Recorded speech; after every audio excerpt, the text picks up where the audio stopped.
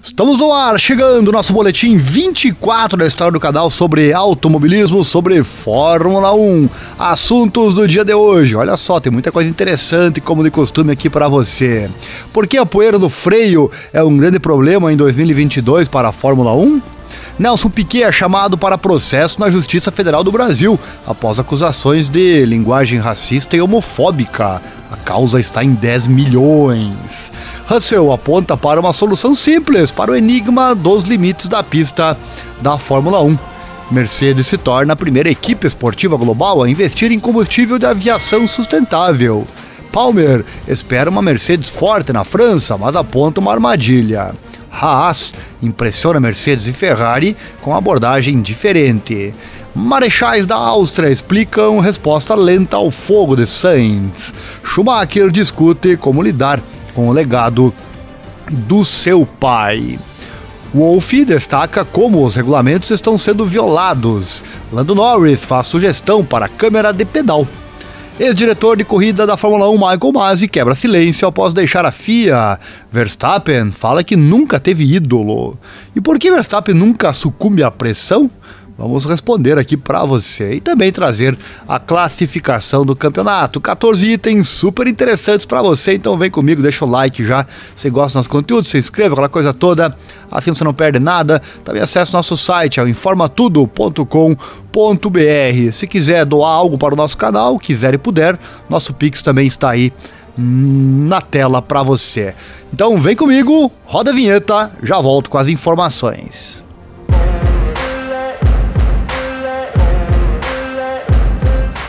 Bora lá então, vamos para o boletim de hoje, trazendo muita informação interessante. Perdeu o boletim 23?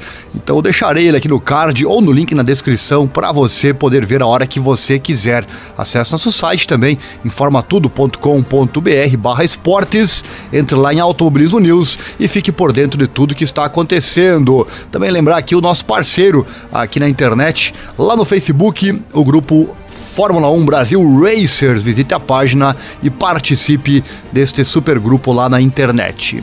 Começar com a Mercedes, falar do uso de combustíveis de aviação sustentáveis, que empregam materiais renováveis ou derivados de resíduos. Isso ajudará a Mercedes a obter uma redução de quase 50% na pegada de viagens aéreas da equipe para seu pessoal de corrida, com voos atualmente representando mais de 1/4 do carbono projetado da equipe. Olha só, 1/4 é com as viagens de avião. A compra pela equipe dos combustíveis sustentáveis para a aviação está fora do limite de custos da Fórmula 1, cobrindo o que é conhecido como emissões de escopo 3, que são aquelas resultantes de viagens de negócios, entre outras coisas.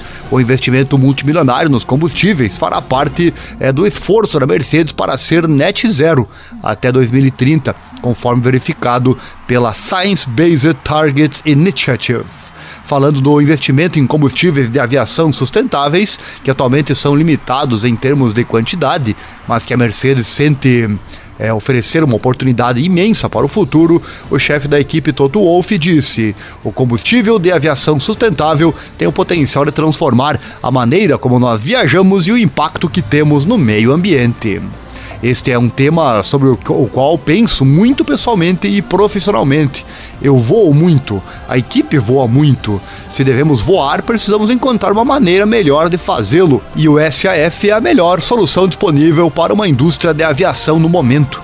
Nosso objetivo é estar na vanguarda da mudança, usando nossa plataforma global de automobilismo como modelo para um futuro mais sustentável e diversificado. Palavras do chefe da Mercedes. E o anúncio da equipe de seu investimento em combustíveis sustentáveis para a aviação ocorre depois que a Fórmula 1 reafirmou seu próprio compromisso de ser net zero carbon até 2030, auxiliado pelo uso de combustíveis 100% sustentáveis que devem ser introduzidos em 2026. Interessante, né? Lembrando que o avião consome muito combustível. Falar da câmera de pedal que você pode aproveitar nas últimas transmissões da Fórmula 1. No último Grande Prêmio da Inglaterra, um truque comemorou o seu retorno. Truque este que foi usado pela última vez na Fórmula 1 em 2000, a câmera de pedal. Mas do ponto de vista de Lando Norris, que foi a cobaia da vez, há espaço para melhorias no que diz respeito ao uso desta câmera adicional. Ele traz a sua sugestão. Já vai comentando aqui na descrição o que você achou dessa câmera. Nós achamos realmente fantástico.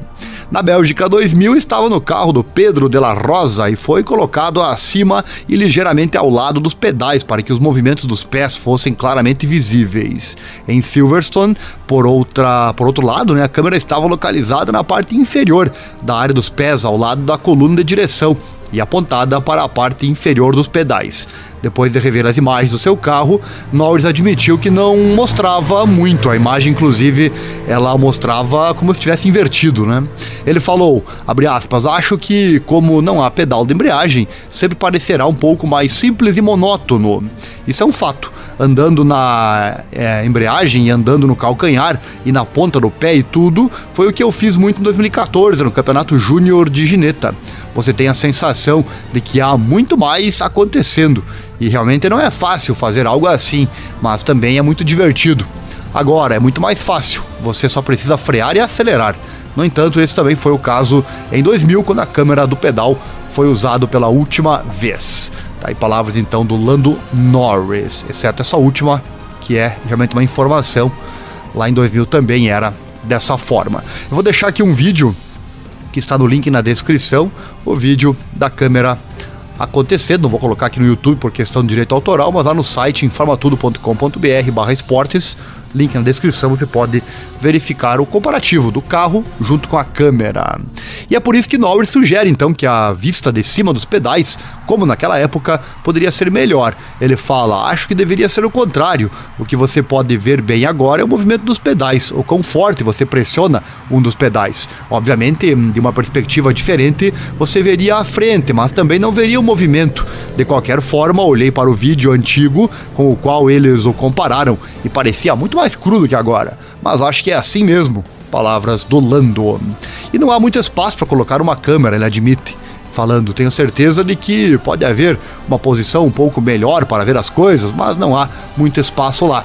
Por isso não é fácil montá-las, mas talvez eles devam colocar isso um pouco mais longe. Então, ao lado dele, você pode ver os processos melhor, em vez de tão atrás ou diretamente à sua frente. Talvez você possa ver os movimentos ainda melhor. Então isso seria algo que você poderia tentar. Sugestão então do piloto da McLaren. E realmente gostamos muito dessa câmera e queremos saber a sua opinião. Você gostou da câmera de pedal apresentada na Fórmula 1? Comente aqui na descrição. Falar também dos regulamentos da Fórmula 1, a FIA emitiu uma nova diretiva técnica antes do fim de semana no Grande Prêmio da Áustria, que visa reprimir os chamados pisos flexíveis, que devem entrar em vigor no Grande Prêmio da Bélgica em agosto, assunto que já foi retratado aqui no nosso canal, tendo sido originalmente desenhados a lápis para começar em Paul Ricard neste fim de semana. O Wolff sente que isso já era uma área cinzenta nos regulamentos, com as equipes teoricamente capazes de encontrar desempenho extra por um grau de flexibilidade vindo debaixo do carro, que por sua vez os aproxima do solo, fazendo melhor uso da aerodinâmica de efeito solo na nova geração de carros. O chefe da equipe e CEO da Mercedes, Wolff, elaborou como ele acha que certas equipes estão violando os regulamentos atuais. Ele fala, algumas equipes têm derrapagens que realmente desaparecem quando os carros atingem o fundo do solo. Palavras dele a repórteres. A razão para as derrapagens é que elas são a limitação de quanto desgaste da prancha você pode ter. Se a derrapagem pode desaparecer milagrosamente no chão, isso é claramente contra os regulamentos, fala Wolff. Então a segunda coisa é que há uma prancha que pode desviar, ou que basicamente também se afasta mais do que a tolerância deveria ser. A tolerância é de 1 milímetro, e se uma prancha se afastar muito mais de 1 milímetro do carro, obviamente você também ganha algum desempenho lá. Acho que o primeiro piso flexível desaparecerá para Spa. O segundo será esclarecido nos próximos regulamentos do próximo ano. E fecha aspas para ele, As pranchas de derrapagem dos carros são atualmente verificadas em 3 locais, com uma flexibilidade máxima de 2 milímetros permitida, mas testes mais rigorosos serão feitos em Spa, com as pranchas de derrapagem sendo reforçadas e monitoramento adicional de quanto elas desgastam ao longo de uma corrida, de uma distância de corrida, o que fará com que os pisos sejam mais policiados em geral. O chefe da equipe Red Bull, Christian Horner, recentemente rebateu as alegações de Wolff de violação do regulamento, descartando-as como lixo total. Olha só, né? E o atual campeão mundial Max Verstappen alegando que o piso da Mercedes realmente flexiona mais na pista. E aí normal, né? Cada um puxa a brasa pro seu assado. E por falar em Toto Wolff, o chefe da Mercedes defende a introdução de um teto salarial para os pilotos, mas ao mesmo tempo acha que os números que circulam ainda são muito grandes em comparação com o resto da estrutura da equipe. Olha só, a Fórmula 1 vem falando sobre a introdução de um teto salarial há algum tempo.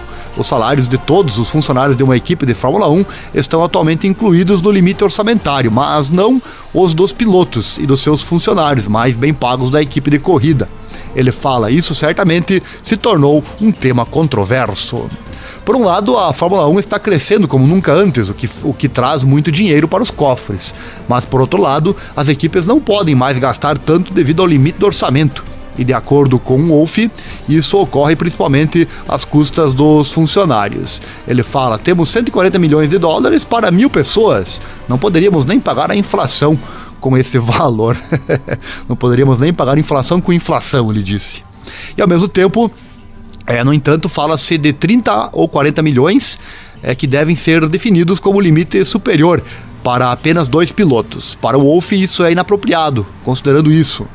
Você não pode simplesmente ter uma folha de pagamento de 30, 40, 50 milhões em algumas das principais equipes, quando o resto da equipe precisa ser dividido em 140 milhões. Mas, além disso, eles são grandes superestrelas que merecem estar entre os que mais ganham no esporte. Fecha aspas, o austríaco acha a discussão difícil. Lembrando que os valores que eu falei aí são em dólar. Nesse sentido, ele olha para as principais ligas esportivas dos Estados Unidos que têm tetos salariais em vigor há muitos anos. Abre aspas, funciona muito bem por lá. Palavras do Wolff. E o chefe da Haas, o Gunther Steiner, também concorda, falando, podemos aprender algo com essas grandes ligas esportivas americanas. E como o salário do jogador é tratado nas 4 principais ligas dos Estados Unidos, no entanto, é diferente em todos os esportes. Embora existam limites rígidos no futebol e no hóquei no gelo, certas exceções são permitidas no basquete. No beisebol, por outro lado, há uma espécie de imposto de luxo, onde os times têm que pagar um dinheiro extra se o salário ultrapassar um limite. E uma possibilidade seria pagar menos aos pilotos, mas deixar o dinheiro entrar em outro lugar por meio de contratos de publicidade. Abre aspas, isso representa 2/3, se não mais, das equipes esportivas americanas, palavras do Toto. E uma ideia que surgiu recentemente foi que os pilotos definitivamente poderiam ganhar mais do que o limite estabelecido. O dinheiro adicional teria então que vir do limite orçamentário normal. Abre aspas, nas ligas americanas, os donos dos times podem decidir como vão distribuir o salário. Você tem um time de 80 ou 90 pessoas e aí você ainda pode decidir se quer o grande superastro que ganha muito mais do que os outros todos. Isso seria uma opção, palavras do Wolff. E o chefe do automobilismo da Mercedes seria até a favor de incluir o salário dos 3 funcionários mais bem pagos no teto. Ele fala, todos devem ser cobertos pelo limite do orçamento. E para o chefe da Ferrari, o Mattia Binotto, abre aspas, é uma questão realmente difícil e não tenho certeza se há uma solução, fecha aspas. No entanto, ele também não precisa de uma solução imediata. Ele fala que isso afeta apenas 3 ou 4 equipes, nada mais. E essas equipes já têm contratos de longo prazo com seus pilotos, então não é algo que tenhamos que apresentar para o próximo ano. É interessante isso, né? Certamente seria legal, né, colocar o salário dos pilotos dentro do limite orçamentário. Aí quem tem o superastro tem menos dinheiro para o resto.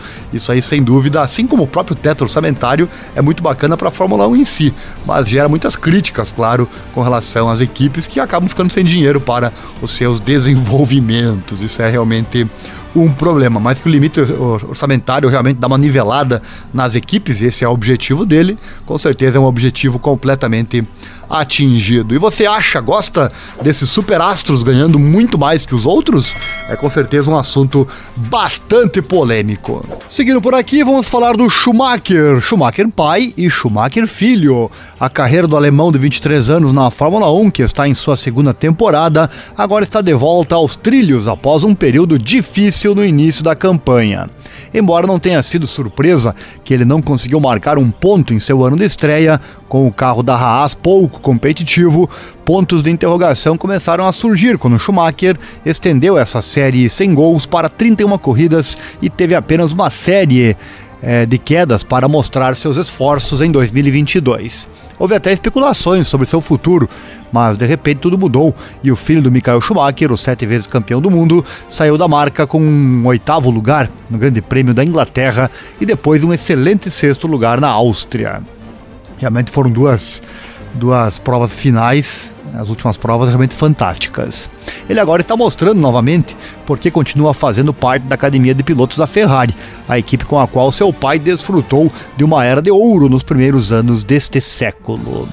A saúde de Schumacher Sênior continua sendo um assunto bem guardado após seu grave acidente de esqui lá em 2013. Com Mick optando por manter esse assunto privado em suas negociações com a mídia da Fórmula 1, assim como toda a família. Inclusive, as últimas informações que foram divulgadas são estas, que eu vou deixar no card para você. Este vídeo que postamos há 9 meses atrás são as últimas informações sobre Schumacher. Mas ele se referiu então ao pai durante uma entrevista ao Channel 4, o canal 4, na qual enfatizou que está perseguindo seu próprio sonho de corrida, em vez de se sentir compelido a fazê-lo como resultado do seu passado. Questionado sobre como ele lida com o legado do seu pai na Fórmula 1, Schumacher respondeu: "Acho que a maneira mais fácil de responder é dizer por que estou aqui, e a razão pela qual estou aqui é porque amo o esporte. Adoro correr, adoro ganhar também. Para mim, nunca houve dúvida de que queria correr na Fórmula 1, não importa quem fosse meu pai, mas ele também é muito mais para mim. Ele é meu pai e tive uma ótima educação, eu sou capaz de avaliar onde preciso me pressionar e onde não. E acho que essa é uma das coisas em que não preciso me pressionar, e isso ficou bem claro desde o primeiro dia, que se eu não quisesse fazer isso, não preciso, e ainda quero fazer isso. E ainda quero fazer um nome para mim também e correr bem na Fórmula 1, palavras do Mick." Sem dúvida, ele chegou onde chegou graças ao pai, lógico, mas claro que ele pode ter a sua cabeça focada, e assim ele tem, como ele mesmo disse, na sua carreira na Fórmula 1. E você acha que ele vai ter bons resultados no futuro? Deixe seu comentário aqui na descrição, junto com o like maroto, Dando sequência, falar do caso do Carlos Sainz. Olha só, os comissários do Red Bull Ring responderam às críticas de que estavam atrasados para o dramático abandono de Carlos Sainz durante o Grande Prêmio da Áustria, depois que sua Ferrari pegou fogo. O F1 75 sofreu uma falha catastrófica no motor enquanto perseguia o Max Verstappen pelo segundo lugar com 16 voltas restantes. Quem não lembra dessa cena, Ele foi forçado a encostar e parar o carro na curva 4, mas quando as chamas explodiram na parte de trás do carro, Sainz se viu incapaz de sair do cockpit por causa da necessidade de manter o pé no freio. Ele temia que, se não o fizesse, o carro desceria a ladeira e entraria no caminho dos carros que se aproximavam. Somente quando os marechais finalmente chegaram com blocos para colocar sob as rodas, ele conseguiu então pular. Na verdade, um bloco trouxeram, um bloco pequeno, ainda colocaram na roda dianteira, quando certamente na roda traseira teria mais eficiência. Uma série de questões pequenas, que na hora do aperto alguns estão chamando de erros, Enfim, o próprio Sainz, podia simplesmente ter virado o volante, o carro encostado no guardrail, enfim, ou encostado mais perto. Claro que ele não imaginava que ia pegar fogo também, enfim, uma série de acontecimentos que acabou gerando tudo que vimos na TV. Não estamos aqui culpando ninguém, apenas comentando, Me chamou muita atenção na hora da corrida o marechal colocando aquela pedrinha na roda dianteira. É tipo você, quem já dirigiu caminhão, aqueles caminhões antigos, eu já fiz isso, então posso falar, Mesma coisa você calçar o caminhão pela roda dianteira, O que vai acontecer? Caminhão carregado na ladeira, calçar a roda dianteira, não vai adiantar muita coisa, Mais ou menos o que fizeram ali na Ferrari do Sainz. Claro que um carro de Fórmula 1 é bem mais leve, óbvio, mas enfim, comente se você compreendeu o que eu quis dizer.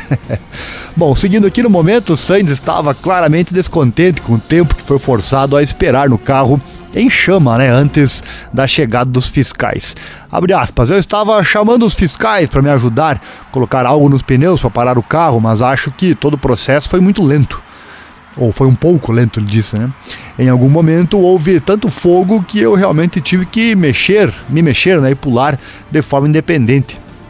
Acho que foi justamente nessa hora que o primeiro marechal chegou e parou o carro, fecha aspas, palavras do Sainz. Exatamente, né? Tirou o pé do freio e o carro correu um pouquinho para trás e aí aquela pedra foi de arrasto, né? Essa pedra que o marechal colocou na roda dianteira. A equipe oficial de segurança do circuito agora emitiu um comunicado explicando por que a resposta parecia lenta, dizendo que todos os procedimentos foram seguidos corretamente. Olha só, vamos à nota então, abre aspas. Após o terrível acidente de Jules Bianchi em 2014, as regras da FIA em relação à recuperação e intervenção na pista foram drasticamente reforçadas. A intervenção só é permitida após instruções do controle de corrida. Por um lado, isso aumenta naturalmente a segurança dos pilotos e comissários, mas por outro lado, tem a desvantagem de que as intervenções demorem um pouco mais. Várias circunstâncias infelizes se juntaram. O local onde Sainz estacionou a Ferrari não era visível do stand dos comissários. Eles receberam instruções pelo rádio para irem até o carro com extintores e, quando viram a situação, decidiram chamar o carro de bombeiros. Essa decisão teve que ser tomada em segundos e, em retrospecto, estava absolutamente correta. Se você se lembra do acidente do Grosjean lá no Bahrein em 2020, em uma situação como essa, extintores de incêndio portáteis não são suficientes. Portanto, o extintor foi desligado e o carro foi à esquerda, o que levou àquela infeliz imagem na TV do marechal fugindo, entre aspas. Fecha aspas. Que coisa, né? É verdade. E o que fica não adianta, né? O que fica na cabeça do povo, a FIA tenta aí com a sua nota, né? Mas o que fica na cabeça é a imagem que todo mundo viu lá na TV, realmente. O marechal largou o extintor e voltou, né? Parecia que estava fugindo, mas aqui está a explicação. Bom, mas não são todos, né? Você que se informa das coisas, está aqui no canal agora, está consumindo a informação, está ficando sabendo da verdade, né? Seguindo com a nota, abre aspas, outro problema foi que Sainz compreensivelmente ficou nervoso no veículo e soltou os freios muito cedo. A cunha teve que ser empurrada. Aqui ele se refere a cunha, seria aquele item que é para colocar justamente no pneu. Parecia uma pedra na TV, mas enfim, de repente não era, né? Aqui fala a cunha, então teve que ser empurrada sob o veículo se movendo, o que obviamente tornou a coisa toda extremamente difícil. Tivemos um carro de bombeiros no local em menos de 30 segundos, o que teria controlado um incêndio que se alastrava rapidamente. Desde o acidente de Grosjean é muito importante para nós ter muito poder de extinção no local, né, imediatamente para proteger o piloto da melhor maneira possível. Outro veículo de emergência já estava de prontidão e um terceiro estava a caminho. Mesmo que Sainz não tivesse saído do veículo sozinho, teríamos sido capazes de protegê-lo da melhor maneira possível. Devido à resistência da cunha, o veículo entrou e parou no guardrail. Depois o fogo pôde ser extinto com alguns toques no extintor, fecha aspas. Essa imagem do carro depois não apareceu, né, durante a transmissão. Só apareceu o carro arrastando a tal da pedra, né? Ou da cunha, sei lá. E aí a imagem já cortou, né? Não deu pra ver. Mas a princípio então o carro acabou encostando, até porque dá pra ver na imagem que eu tenho aqui em anexo, a roda dianteira, as rodas dianteiras estão um pouquinho viradas para a esquerda. Então, lá uns 2-3 metros abaixo, o carro certamente teria encostado então no guardrail. Tá, então fecha aspas.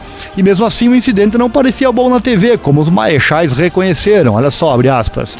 É claro que em retrospecto, quando você olha para as imagens da TV e gravações das câmeras da pista, você encontra coisas que precisam ser melhoradas. Também discutiremos isso internamente e junto com o nosso pessoal. Também vamos aproveitar este incidente como uma oportunidade para melhorar ainda mais. Mas nesta situação excepcional, porque o incêndio também não é uma ocorrência cotidiana para nós, os marechais reagiram bem no geral. Somos uma equipe de entusiastas do automobilismo que sacrificam seu tempo livre para treinamento e exercícios para fazer o melhor para a segurança ao longo da pista em tais eventos, fecha aspas. Tá, então, esclarecimento sobre esse fato que chamou muito a atenção, né? Bom que tem isso, né? É divertido. Que bom que seja sempre com tudo certo, ninguém se machuca, enfim, aí é bonito. Agora, se não, né? É claro que a segurança sempre tem que estar em primeiro lugar. Dando sequência, a falar da Haas, a Mercedes e a Ferrari tomaram nota das recentes conquistas da Haas como parte de sua abordagem única para desenvolver o carro 2022. Enquanto a maioria das equipes de Fórmula 1 entregou consistentemente novas peças na primeira metade da temporada, a Haas ainda não fez grandes mudanças no seu carro. Isso acontece, né, porque a equipe deseja entender completamente o VF22 e maximizar seu potencial antes de lançar um pacote de atualização no final do ano. Apesar da falta de atualizações, a Haas alcançou recentemente seus primeiros pontos duplos da temporada na Grã-Bretanha e também na Áustria. Dada a diferença de abordagem entre a Haas e seus rivais, a equipe dos Estados Unidos chamou a atenção de algumas equipes de ponta. Olha só, abre aspas, é fantástico que o Guenther Steiner possa ser competitivo. Palavras do chefe da Mercedes, o Toto Wolff. Nós vimos isso nas últimas corridas, eles foram muito rápidos. Nós definitivamente os colocamos no radar para lutar conosco, e isso é bom. Não trazer atualizações mostra que se você colocar o carro de maneira favorável, muito do potencial pode ser desbloqueado com isso, em vez de encontrar 2 décimos em downforce aerodinâmico, que nem sempre se traduz bem em tempos de volta, palavras do Wolff. O chefe de equipe da Ferrari, Mattia Binotto, cuja equipe fornece motores e outras peças à Haas, através de uma estreita colaboração, elogiou a equipe americana. No entanto, ele argumentou que a natureza prescrita dos novos regulamentos da Fórmula 1 reduziu o impacto de trazer atualizações em 2022. Ele disse, abre aspas, acho que algumas das principais equipes fizeram algumas atualizações, mas às vezes são detalhes muito pequenos. E é ótimo para a Haas que eles ainda estejam indo bem. É sobre sempre tirar o máximo proveito do carro em todas as corridas. Talvez as 2 últimas corridas se adaptem melhor ao carro deles? Eu não sei. Também do nosso lado não fez muitos desenvolvimentos ainda nesta temporada. Fecha aspas. Trocando de assunto, falar desse fato polêmico envolvendo Nelson Piquet e o Lewis Hamilton, as acusações foram feitas por 4 grupos de direitos humanos que querem que o tricampeão mundial Piquet pague 10 milhões de reais por supostamente causar danos morais a negros e a comunidade LGBTQIA+. Eles ingressaram na Justiça do Brasil, para pedir esta indenização. Piquet terá 15 dias para apresentar seu caso ao juiz Felipe Costa da Fonseca Gomes, da Justiça do Distrito Federal. Ele não respondeu a um pedido do comentário do Associated Press. Você já deve ter visto, toda essa questão, mas surgiu então uma entrevista com o brasileiro no ano passado, no qual ele usou 2 vezes uma expressão racialmente ofensiva ao se referir a Hamilton. Ele deu essa entrevista no passado e agora veio à tona, Nós falamos sobre isso no Boletim 22 aqui no canal, vou deixar o link no card ou na descrição para você. O piloto Piquet, de 69 anos de idade, estava discutindo a colisão entre Hamilton e Max Verstappen durante o GP da Grã-Bretanha de 2021, com os comentários ressurgindo nas mídias sociais antes do primeiro aniversário do acidente. O Piquet disse nessa entrevista, olha só, abre aspas, o neguinho colocou seu carro lá para acertá-lo de propósito. Fecha aspas, palavras do Piquet. Mais tarde, perguntado se achava que Hamilton não faria a curva em Copse, Piquet disse, abre aspas, ele nunca, ele queria acabar com ele, não importava o custo. O neguinho deixou o carro lá para bater nele. É porque você não conhece aquela curva, é uma curva muito rápida e os 2 carros não podem passar. Não tem como 2 carros andarem lado a lado lá. Foi um truque sujo. Ele tem sorte que só o outro cara se ferrou. Fecha aspas. Lembrar, palavras do Piquet. Não vamos fazer causa aqui, Palavras então do Piquet nessa entrevista que você já deve ter visto com certeza. Lembrando que o Piquet é genro do Max Verstappen, futuro genro do Max Verstappen, que foi o envolvido nesse acidente com o Lewis Hamilton naquela ocasião. E antes do GP da Grã-Bretanha, Hamilton deu uma resposta digna aos comentários de Piquet. Abre aspas, eu tenho sido alvo de racismo, críticas, negatividade, narrativas arcaicas e tons de discriminação por muito, muito tempo. E não há nada realmente novo para mim. é mais sobre o quadro maior. Não sei por que continuamos a dar uma plataforma a essas vozes mais velhas. Eles estão falando sobre nosso esporte e querem ir a algum lugar completamente diferente. Se queremos crescer nos Estados Unidos, em outros países, na África do Sul, precisamos olhar para o futuro e dar aos jovens uma plataforma que são mais representativos do tempo de hoje. Não é apenas sobre o indivíduo, não é sobre o uso desse termo, é o quadro maior, fecha aspas, palavras do Hamilton. No dia anterior ao discurso de Hamilton, Piquet havia divulgado sua própria declaração, querendo esclarecer as histórias. Antes de falar disso, trazer também essa postagem que você está vendo na tela aí. O Lewis também escreveu: é mais do que linguagem, essas mentalidades arcaicas precisam mudar e não tem lugar no nosso esporte. Fui cercado por essas atitudes e alvo a minha vida toda. Houve muito tempo para aprender, chegou a hora da ação, tuitou o Lewis Hamilton. Bom, o Piquet então já tentou se esclarecer, né? Ele pediu desculpas de todo o coração a Hamilton, mas condena veementemente qualquer sugestão de que ele tenha abusado racialmente de seu colega campeão mundial de Fórmula 1, alegando que seus comentários foram mal traduzidos. Olha só, abre aspas, o que eu disse foi mal pensado e não defendo isso. Mas vou esclarecer que o termo usado é aquele que tem sido amplamente e historicamente usado coloquialmente no português brasileiro, como sinônimo de cara ou pessoa, e nunca teve a intenção de ofender. Fecha aspas, né? Ele quer dizer aqui, né? O neguinho é o cara, né? Se referir, realmente, algumas pessoas usam esse termo, sim, para essa referência que o Piquet disse, mas aí, até provar que o focinho de porco não é tomada, meus amigos, a coisa vai longe, na verdade. Vamos abrir aspas de novo aqui para o Piquet. Nunca usaria a palavra de que fui acusado em algumas traduções. Condeno veementemente qualquer sugestão de que a palavra tenha sido usada por mim com o objetivo de menosprezar um piloto por causa da sua cor de pele. Peço desculpas de todo o coração a todos que foram afetados, incluindo Lewis, que é um piloto incrível, mas a tradução em algumas mídias que agora circulam nas redes sociais não está correta. Discriminação não tem lugar na Fórmula 1 ou na sociedade. E estou feliz em esclarecer meus pensamentos a esse respeito.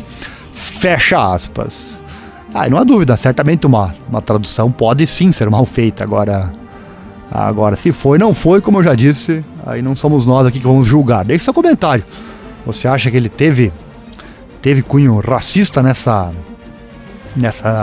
comentário do Piquet naquela oportunidade? O que você acha? Apesar que hoje em dia o achismo ele tem muito mais a ver com ideologia do que com certo e errado, né? Percebo muito isso na sociedade. Enfim, aí se você não gosta da pessoa, você vai dizer que foi com cunho maldoso. Se você gosta, você vai dizer que ele tem razão, que não foi maldoso. E a verdade mesmo, essa fica em segundo plano. Tenho realmente percebido muito isso na sociedade ultimamente. O que vale não é o certo e o errado mais, e sim de que lado você está. Uma pena isso, né?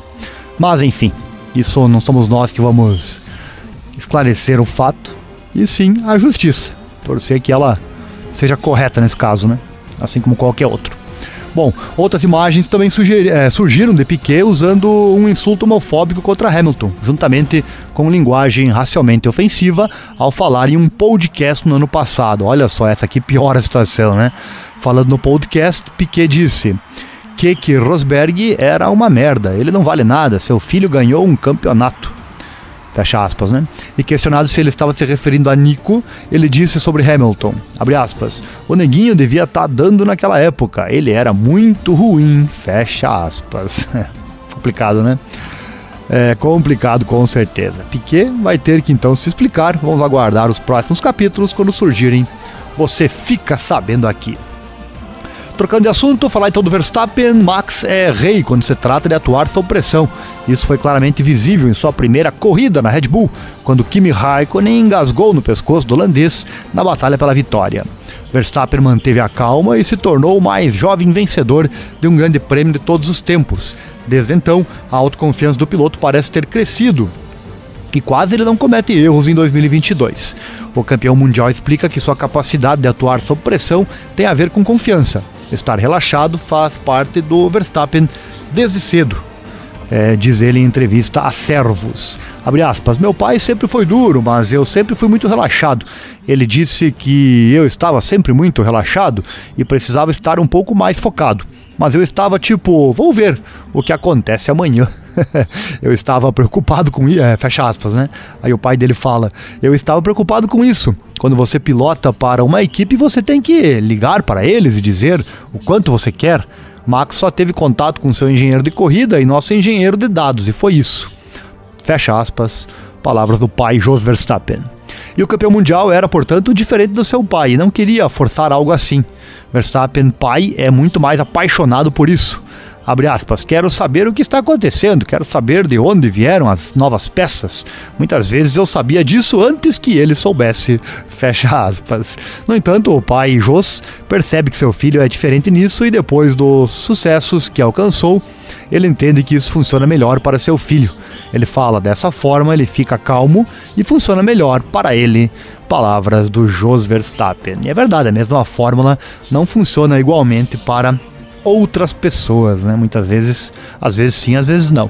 E sobre isso vamos falar agora também sobre essa outra matéria interessante que fala sobre o Verstappen. Lembrando, você está acompanhando mais um boletim aqui do canal Esporte Total, momentos emocionantes. Se gosta do nosso conteúdo, deixa o like, se inscreva, aciona o sininho, aquela coisa toda, assim você não perde nada. Aqui tem muita informação diariamente para você. Compartilhe nossos links, acesse nosso site, informatudo.com.br/esportes, lá tem muito mais para você. E se você gosta, quer e puder, nosso Pix aí está na tela, você já viu aí na tela, você pode doar qualquer valor e deixar nos comentários então, se você quiser que o seu nome apareça por aqui. Bom, falar então do Verstappen, o Max pode se autodenominar campeão mundial da Fórmula 1 desde 12 de dezembro do ano passado. Com o qual pode ser encontrado na lista dos pilotos mais bem-sucedidos, né? E no topo dessa lista estão alguns dos maiores nomes da história da classe rainha, como Ayrton Senna, Michael Schumacher e o Lewis Hamilton. Muitos pilotos têm um ídolo ou até vários ídolos, mas Verstappen não quer saber nada sobre isso.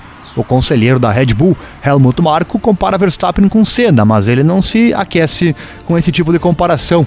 Abre aspas, para ser honesto, eu nunca tive um ídolo, ele explica ao F1 Insider. Inclusive já fizemos um vídeo aqui sobre comparativos do Verstappen com algumas celebridades. Eu vou deixar aqui para você no link no card ou na descrição. Comparação com Senna e também comparação com Schumacher. No card na descrição, então tem o link para você assistir a hora que você quiser, um vídeo que foi feito aqui no nosso canal. E abre aspas, embora eu tenha respeitado muitos atletas por suas conquistas, nunca tive ninguém para imitar, sempre olhei para mim mesmo, disse então o Max. O holandês também tem uma razão clara, olha só, abre aspas, se você é completamente viciado em um certo ídolo e quer copiar essa pessoa, então você só pode perder, isso limita a si mesmo em quão bom você pode se tornar, é por isso que eu tento, né, ser eu mesmo, fecha aspas. Até porque uma coisa é motivação em alguém que deu certo, né? Outra coisa é querer colocar aquilo que naquela pessoa funcionou em você. Muitas vezes pode não funcionar, né? E embora Verstappen seja elogiado então por muitos fãs por seu desempenho e velocidade, ele não quer se debruçar muito sobre isso. Ele fala, não quero me comparar com os outros. Em última análise, quero poder dizer que tirei o melhor de mim, e isso o mais rápido possível. Palavras do atual campeão da Fórmula 1. Isso não significa que ele se importa pouco ou nada em se igualar com os outros. Abre aspas, quero ganhar o máximo de títulos possível. Ele disse isso quando perguntado sobre os 7 títulos mundiais do Schumacher e do Hamilton.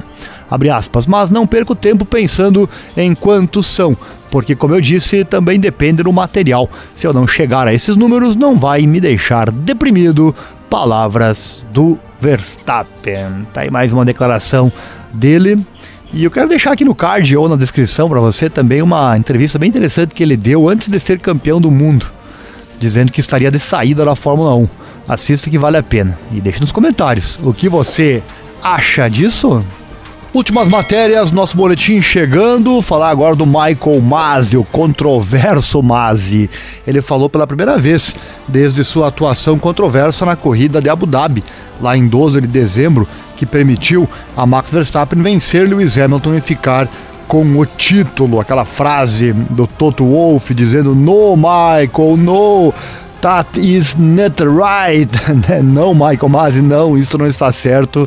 Foi uma frase que realmente está ainda hoje girando muito a internet. Bom, o australiano foi dispensado pela FIA e foi anunciado na terça-feira que ele deixou a organização 7 meses depois dos episódios de Abu Dhabi. No início deste ano, o chefe da equipe Red Bull, Christian Horner, disse que Masi foi submetido a ameaças de morte de torcedores furiosos. Mas em um comunicado divulgado na quarta-feira, Masi, que não abordou o controverso final da temporada, disse o seguinte: o apoio pessoal da minha família, amigos e colegas globalmente durante esta jornada e particularmente nos últimos meses só pode ser descrito como esmagador e algo que eu vou amar para sempre. Foi um prazer, uma honra representar a FIA como diretor esportivo de monopostos e diretor de corridas de Fórmula 1 da FIA e delegado de segurança desde a morte inesperada e trágica do Charlie Whiting lá em Melbourne em 2019. E ele segue: tendo trabalhado em vários projetos ao redor do mundo com a federação e seus clubes membros por mais de uma década antes da minha nomeação, agora decidi deixar a organização e me mudar de volta para a Austrália para ficar mais perto da minha família e amigos. Estou orgulhoso de ter trabalhado em parceria por muitos anos com os vários clubes membros da FIA, o Formula One Group, os competidores, promotores e operadores de circuito e meus colegas e equipe internamente na FIA. Sempre vou valorizar esses relacionamentos e amizades ao longo da vida que desenvolvi ao longo da minha jornada até hoje. Em particular, sou eternamente grato a Herbie Blash e ao falecido Charlie Whiting, né, por me identificar como um futuro sucessor em 2018. Papel que eu estava ansioso para acompanhar e aprender com Charlie por muitos anos antes da sua morte chocante, fecha aspas. Lembrando, né, o Charlie Whiting foi diretor de Fórmula 1 da FIA e morreu na noite de 14 de março de 2019 na cidade de Melbourne, na Austrália, vítima de uma embolia pulmonar 3 dias antes da abertura da temporada de Fórmula 1 no Grande Prêmio da Austrália daquele ano. E Masi também prestou homenagem a Mohammed Ben Sulayem, que sucedeu o Jean Todt como presidente da FIA poucos dias após o Grande Prêmio de Abu Dhabi. Ele continuou, abre aspas, também transmito meu sincero agradecimento pelo apoio e orientação durante meu mandato do ex-presidente da FIA, Jean Todt, Stefano Domenicali, CEO da Fórmula 1, e minha dedicada equipe de monopostos da FIA.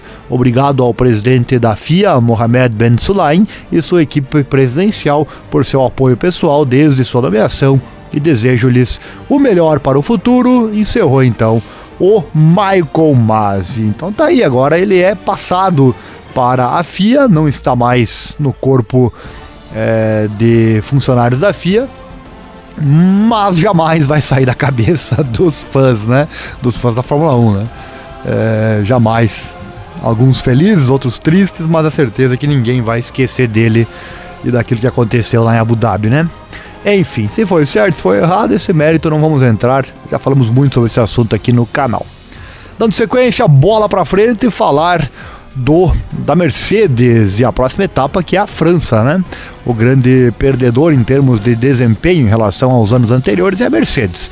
Depois de 7 campeonatos de pilotos e 8 títulos de construtores consecutivos, a equipe alemã não parece estar competindo pelo campeonato nesta temporada. Tudo começou com os dias de teste. Ficou imediatamente aparente que o W13 tinha um grande problema, o porpoising, outro assunto que falamos bastante aqui no nosso canal. Uma hora tinha que acabar a hegemonia também, né? Foram tantos anos. E desde o início da temporada a equipe se concentrou principalmente em resolver esse problema. A Mercedes foi e ainda é a terceira melhor equipe em campo. Especialmente no início da temporada, eles estavam em terra de ninguém. Eles não eram rápidos o suficiente para competir com os homens da Red Bull e da Ferrari, mas eram rápidos demais para o meio-campo. No entanto, nesta temporada eles terminaram no pódio nada menos que 7 vezes em 11 corridas, em parte devido aos problemas de confiabilidade que a Red Bull e a Ferrari tiveram. Agora que estamos na metade da temporada, parece cada vez mais que a Mercedes está dando grandes passos em direção aos vencedores das corridas as Red Bulls, né, as Ferraris. No Grande Prêmio da Espanha, todos ficaram surpresos com o bom desempenho repentino do estábulo alemão. Nas corridas seguintes, no entanto, foi decepcionante novamente, e os saltos e o W13 foram frequentemente mencionados no mesmo fôlego.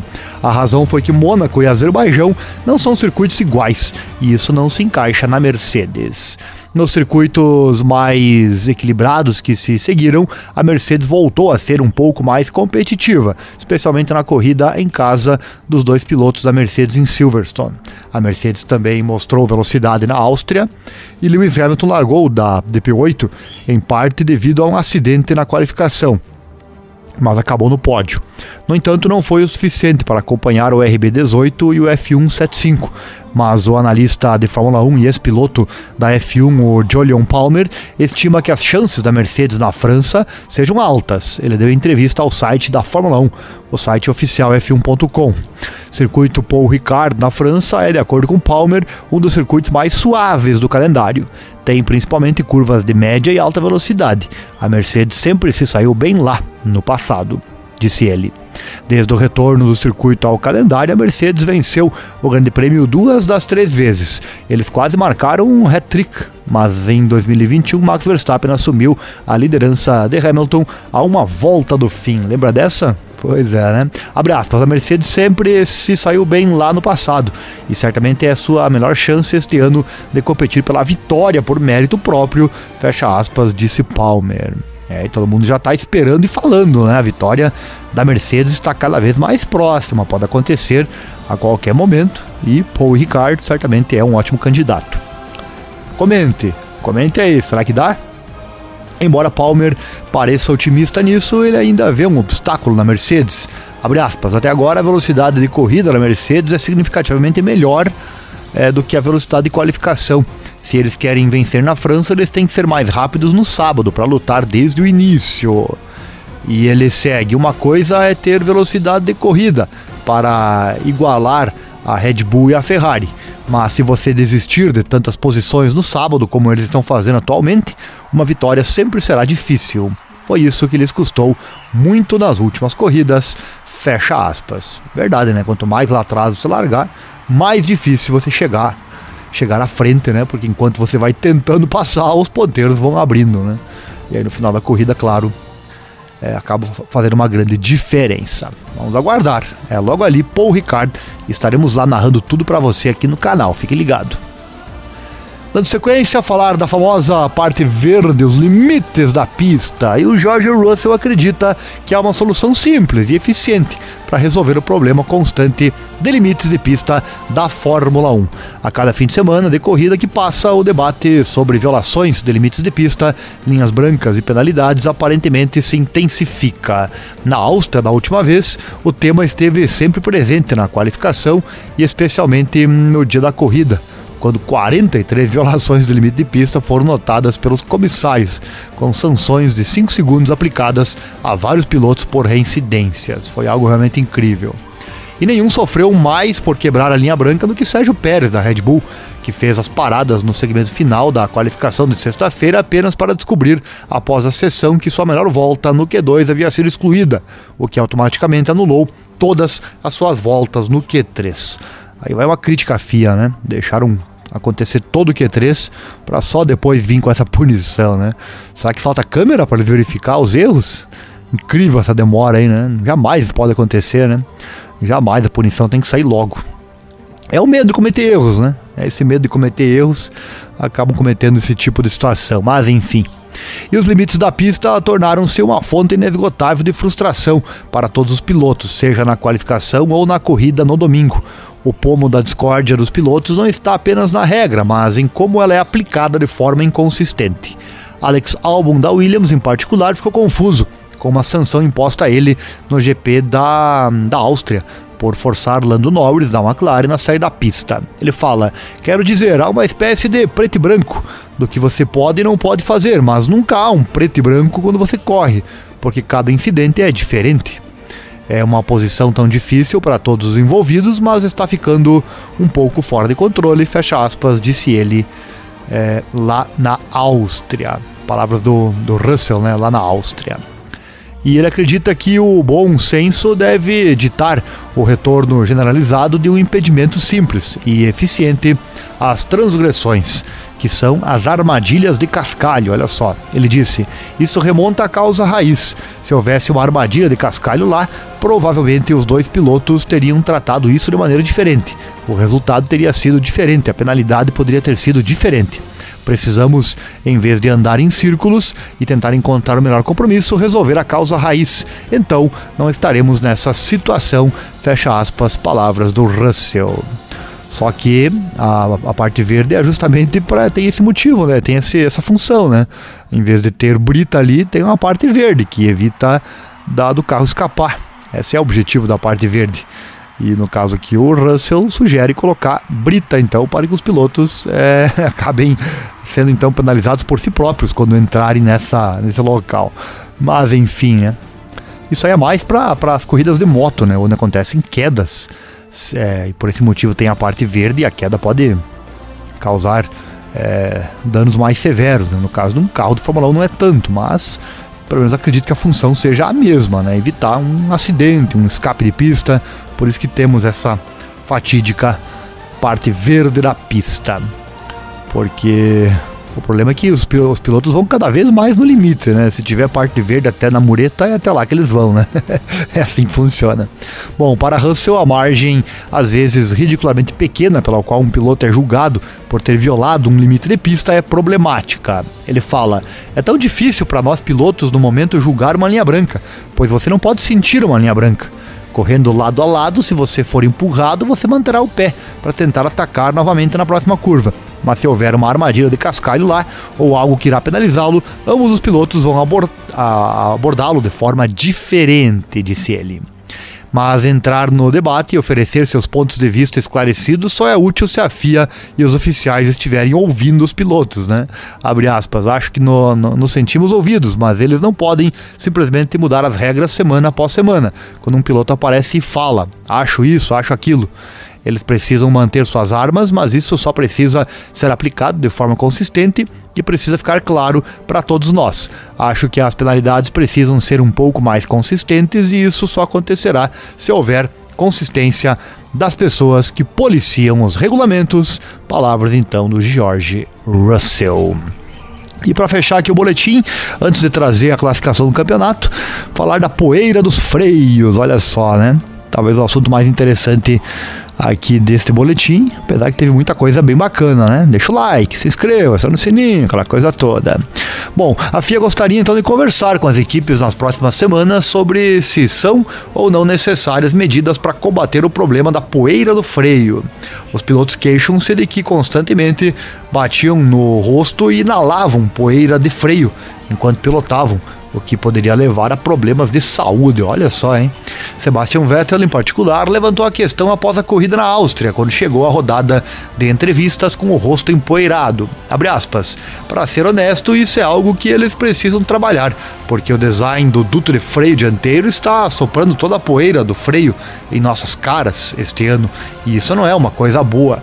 Inalar poeira de carbono não é exatamente saudável. Espero que a FIA olhe para isso muito em breve, porque é fácil de mudar.